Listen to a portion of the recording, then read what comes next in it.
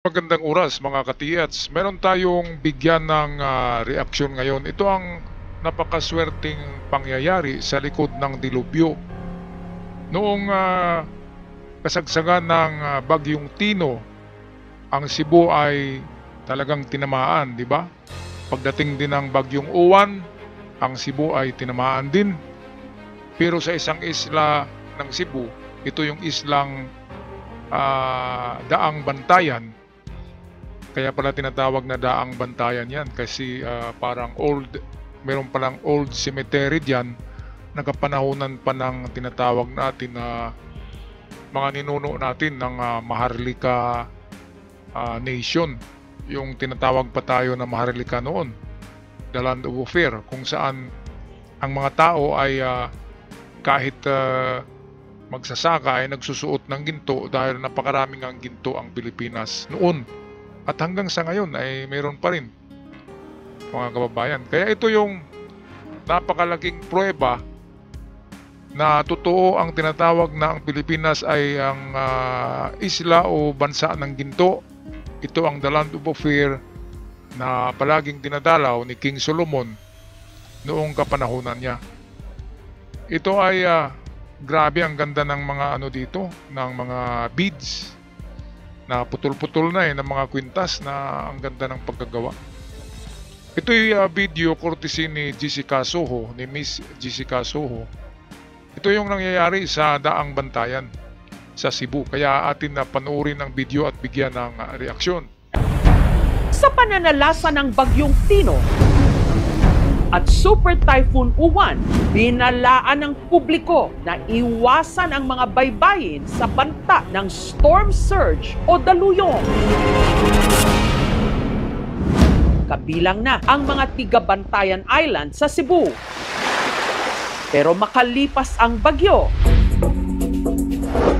balik dalampasigan ang mga tiga-barangay Bantige, kanya-kanyang bitbit ng mga timbat kulambo.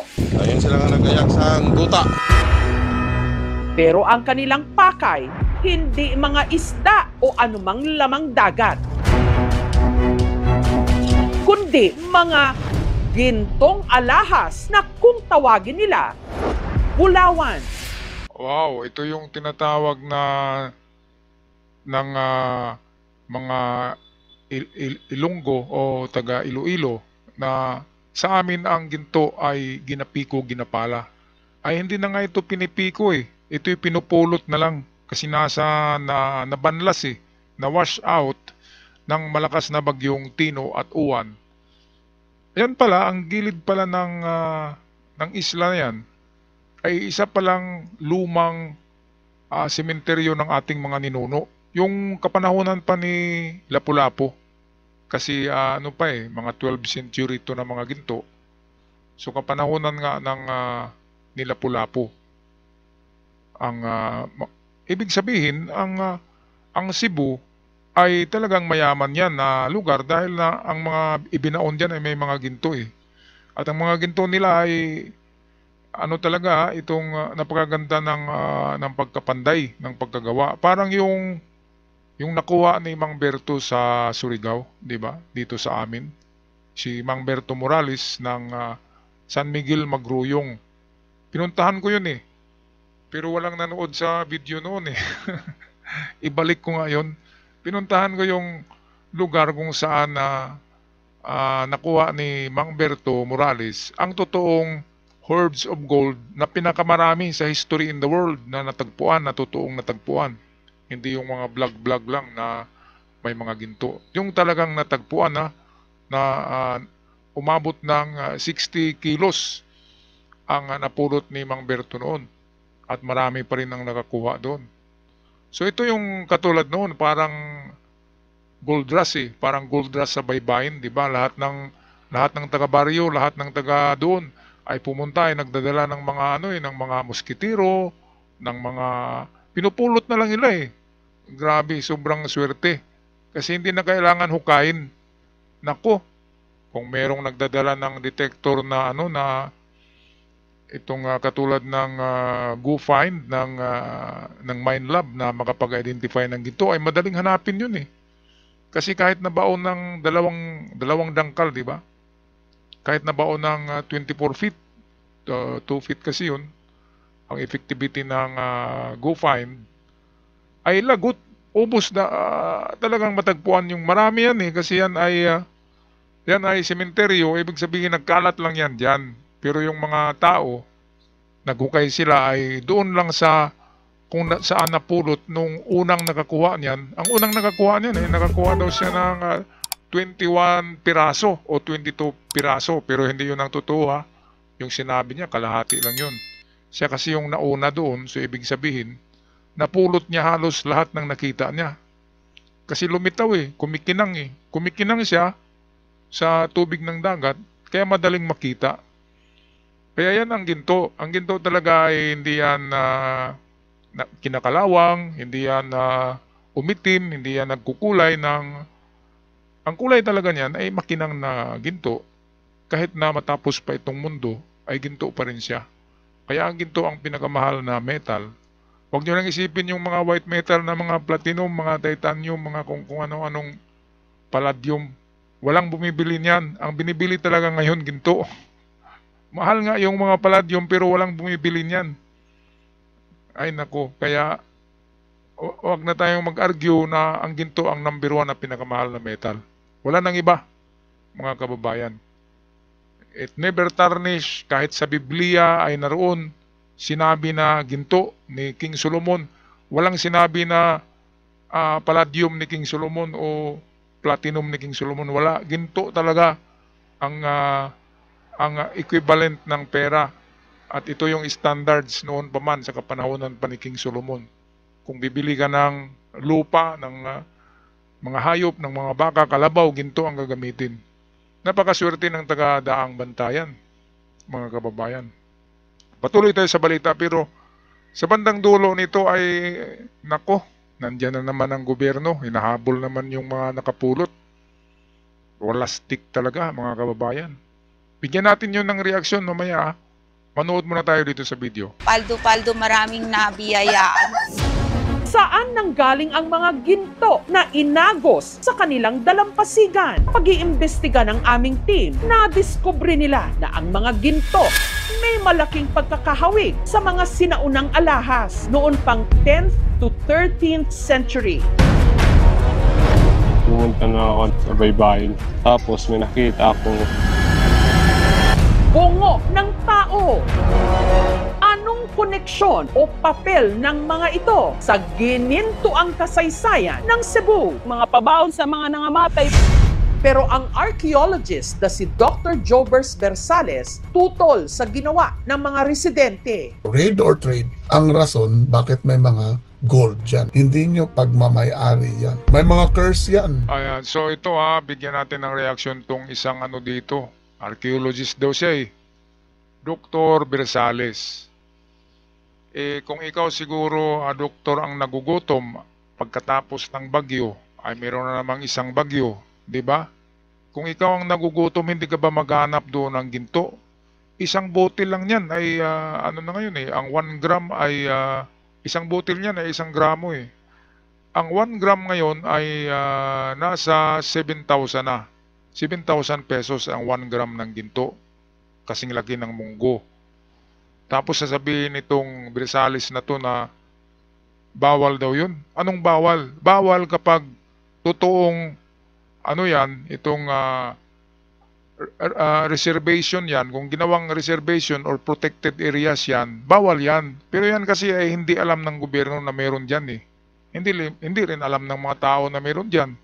Kaya wala silang kasalanan. Lumitaw yan eh. Binigay yan ng Diyos.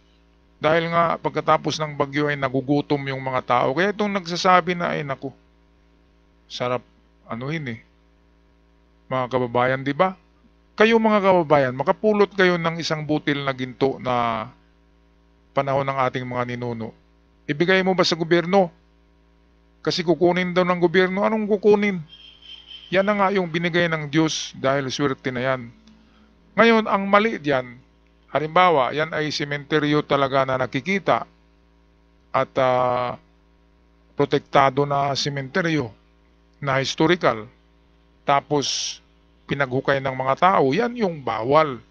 Yan hindi nyo alam na hindi nila alam na yan na sementeryo yung dalampasigan dyan Ibig sabihin, gusto na ng Diyos na ipamimigay yan.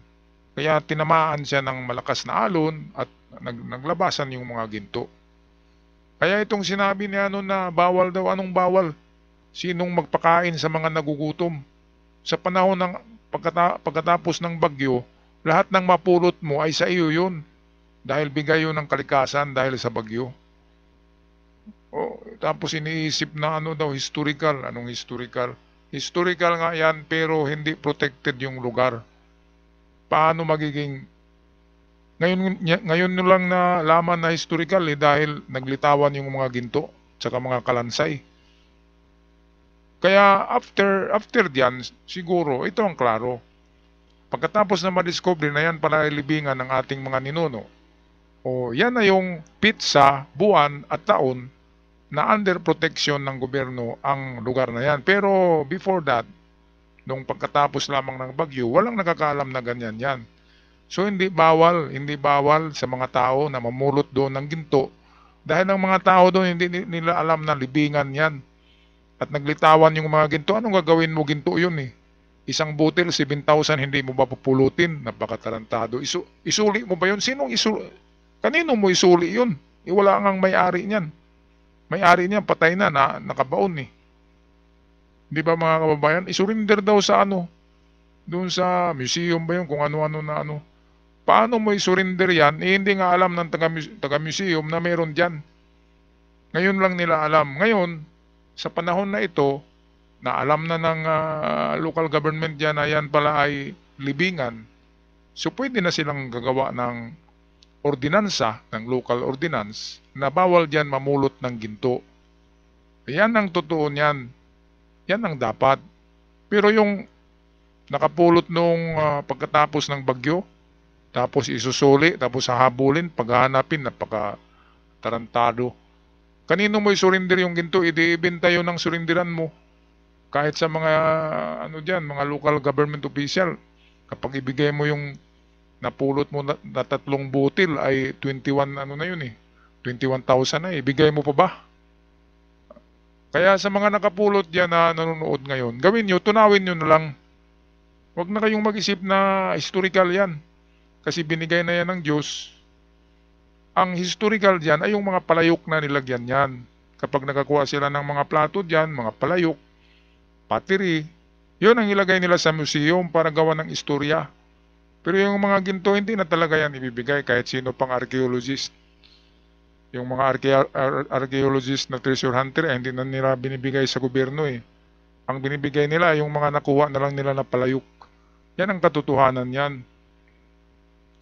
Kaya itong batas natin, hindi protected ang mga tao Pinakapulot ka na nga ng ginto. So dapat ang gawin ng gobyerno, baguhin yung batas na yan, and then ilagay doon na sa mga nakapulot ng historical na ginto, bibili namin yan ng mas mahal kaysa standard price ng ginto. Kasi ilagay namin sa museum for history. Hindi yung kukunin lamang na hindi mo bibilhin. Siyempre yung tao nakapulot Swerte na nga Tapos kunin mo lang, napaka-hudas, napaka-litsugas naman, di ba? Mga kababayan, o sinong disagree sa akin? Agree ba kayo na isuli nyo? Nakapulot kayo ng ginto? Mga kababayan, at kayo'y nagugutom pagkatapos ng bagyo na pulot nyo. Yan ay bigay ng Diyos. Yan ay hinabang ng Diyos. Tulong yan ng Diyos. Hindi yan, ay nako. Ang gobyerno nga hindi na nakakatulong ng ng maayos, tapos nakapulot tayo ng ginto, ibigay pa natin sa gobyerno. Na alam naman natin na napakaraming buhaya, di ba? Buhaya ang uso ngayon Okay, patuloy tayo sa video ni Jessica Soho. Kudos kay Jessica. So ito yung nakapulot Nakahanap ng ginintuang pag-asa. Sa kanila kasing dalampasigan, may napulot at nahukay silang mga butil ng ginto na kung tawagin nila, bulawan. Nakuha ko ng 21 piraso. Ang mga mga ginintuang butil ng alahas na ito galing daw sa ating mga ninuno. Sa mga karaan pa nga panahon, ma'am, pabaon sa mga nangamatay. Ang hypothesis ko dyan, yung river dyan, on one side was the settlement, on the shoreline, yan ang burial. It's a sign of an active community that defended itself. Kitang-kita may mga warriors dyan kasi binilibing na may mga spear. That's a result of erosion. Kasi every time may bagyo, lumalabas siya sa bantayan because of the terrain, no, of Bantige.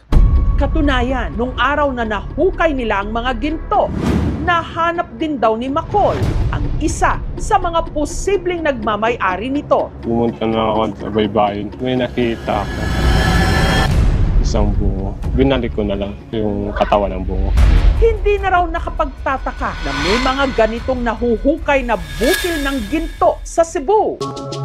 Bago pa man daw kasi dumating ang mga Kastila sa ating kapuluan, tradisyon na ng ating mga ninuno na magsuot ng mga gintong alahas. Okay, so ito nga pala ang hindi alam ng maraming Pilipino na kaya pumunta si Magellan dito, kaya pinaghanap ni Christopher Columbus ang Pilipinas.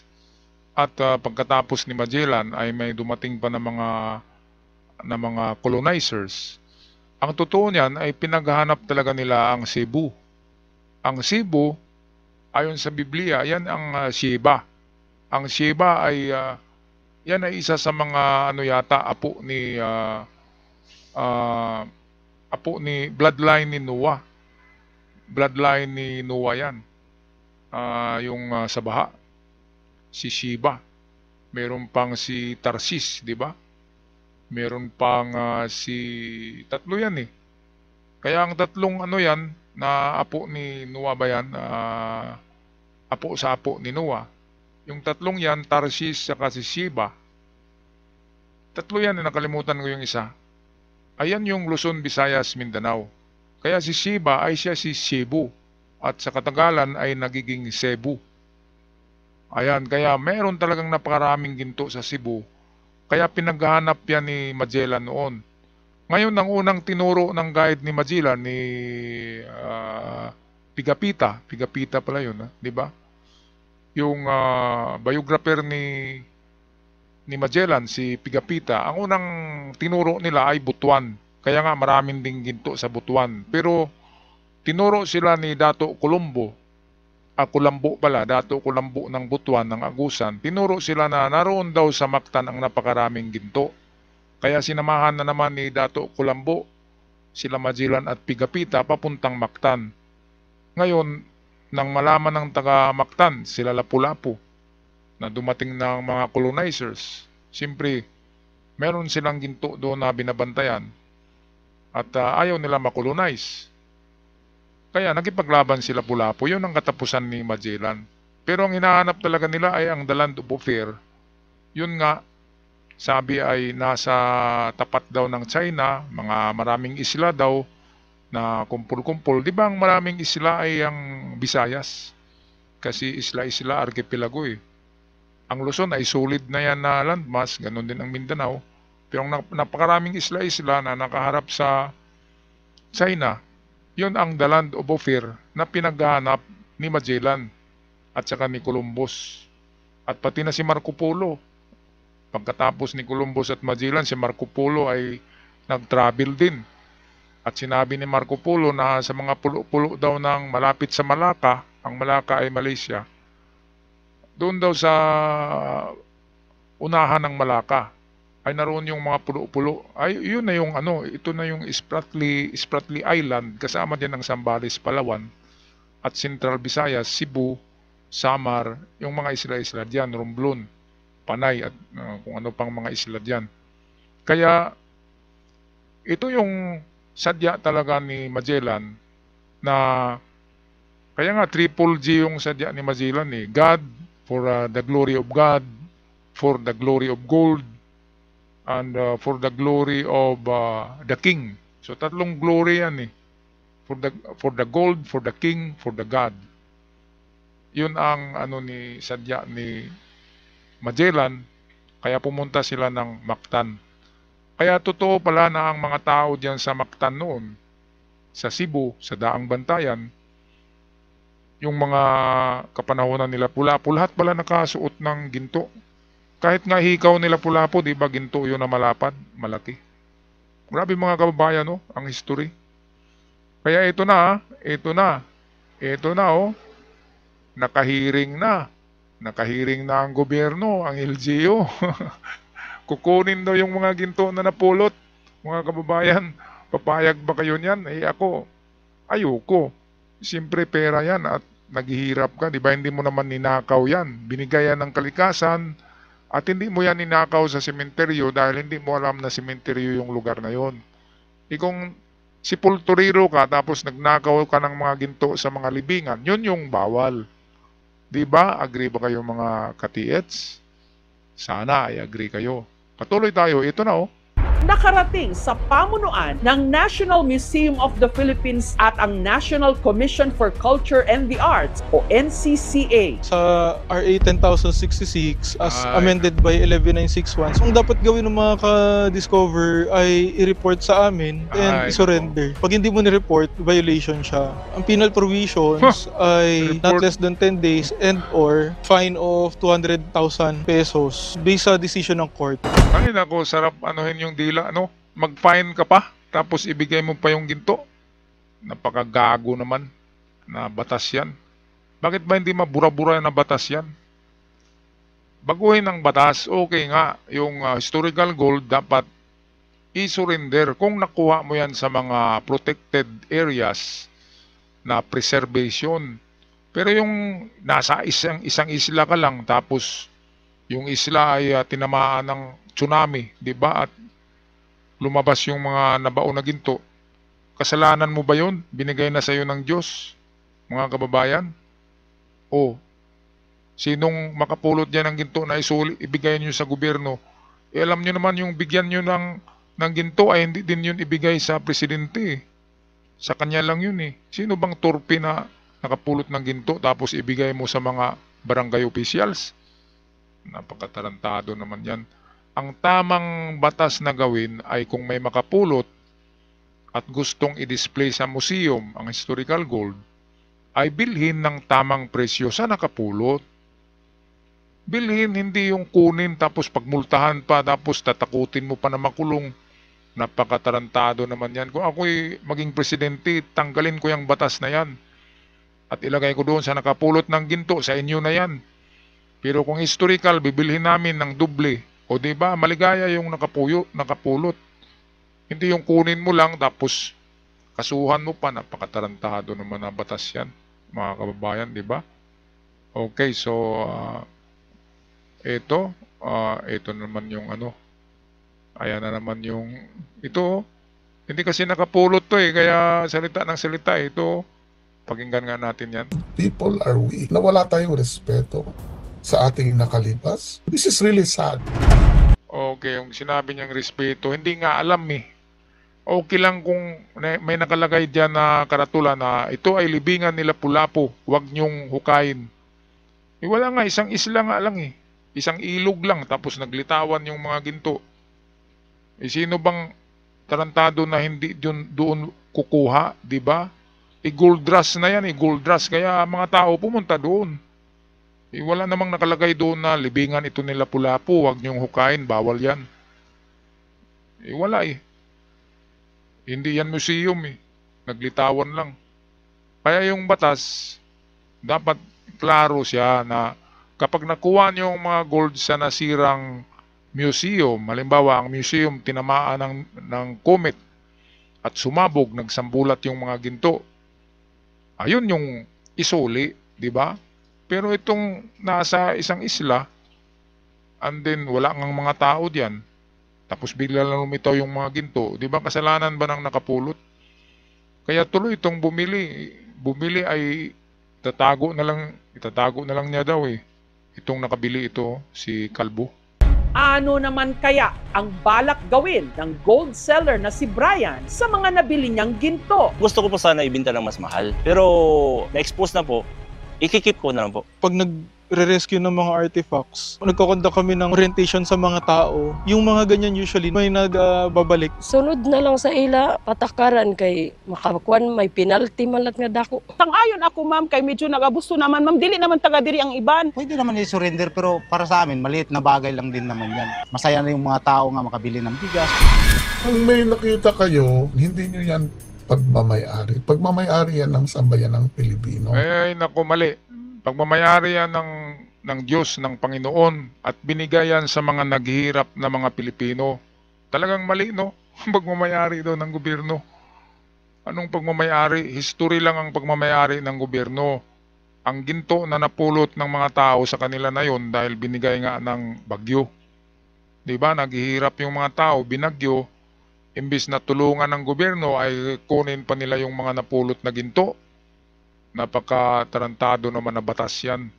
Baguhin talaga ang batas na yan. Maling-mali ang batas na yan. Sabi nga nung isa na maliit lang naman na bagay. Totoo. At saka kung tingnan nga natin yung lugar, isang isla lang yun. Walang kabahayan doon. At sumambulat lang yung libingan, di ba? Kasalanan ba ng mga tao dyan? Sabi ko na kanina, kung isang museum ang tinamaan ng missile, andin sumambulat yung mga ginto, andin pinulot, yun ang pwedeng isuli dahil galing talaga yun sa museum. Pero itong galing na sa, wala nga, hindi nga natin alam kung saan galing yan, lumitaw lang eh. Yan ay hulog ng langit, yan ay bigay ng Diyos, yan ay pagmamayari ng Diyos, at walang nagmamayari ng lupa kundi Diyos, dahil Diyos ang gumawa. Ang gobyerno ay mag-govern lamang. Ang gobyerno, siya lang ang mag-goberno, mag-govern. Ano ba sa Tagalog ang govern? Ang gobyerno ay mag-govern lamang pero hindi sa gobyerno hindi sa gobyerno pagmamayari ang mga ganyan. Kahit nga ang mga mineral sa Indian sa gobyerno, sa Diyos yan eh. Kaya lang ang gobyerno ang namamahala sa ating kapuluan. Kaya dapat may dapat klaruhin yan eh na mga batas yung tungkol sa ginto kapag ginto talaga, di ba? Ay unsihan na, kapag ginto ay wala na eh. Talagang unsihan na yan eh kapag may ginto, mga kababayan. Kaya ingat kayo kapag nakapulot kayo ng ginto, huwag masyadong maingay. Mga kababayan, itago nyo, ibenta nyo yung pasikreto, deform, remelt. Yan ang gagawin nyo. Okay, ako'y magpaalam na. Maraming salamat. At huwag kalimutan mag-subscribe. Tulungan yung lumago ang ating channel. Napakahina na. Parang nawalan na ako ng gana. Mga katiyats, mga kababayan. Hanggang sa muli. Paalam at ingat ang lahat.